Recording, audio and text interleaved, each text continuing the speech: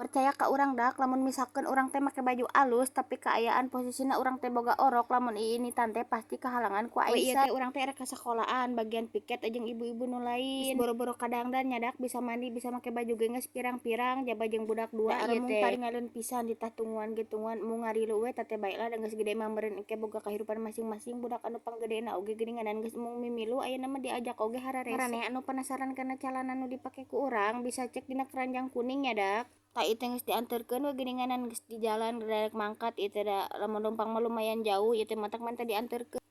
Tukung silila teh we geuninganan ieu teh nepi we geuninganan tah ka sakolahan menicing sariak sadak bulu punuk teh da eueuh sasaha ieu teh urang teh jeung budak mana nikreu bayangkeun urang teh ngais budak ieu teh. Ti lantai hiji nepi ka lantai 4 tingali ngos-ngosan urang teh ari teh dibawa kumaha nya ari dibawa ieu teh meuni cararangkeul geuninganan buru-buru ieu teh leumpangna teh da sieun katinggalkeun ku batur teu geunaheun. Ari pek mandepi teh nyaan we geuninganan geus rek beresnya atuh urang teh rada era ari pek mah geuninganan da aya keneh geuninganan sarua anu leuwih telat ti urang. Budak urang teh nepikeun ka nyekelan tuur eta teh tata kung silila teh geuninganan teu lila da ITS tengah jaman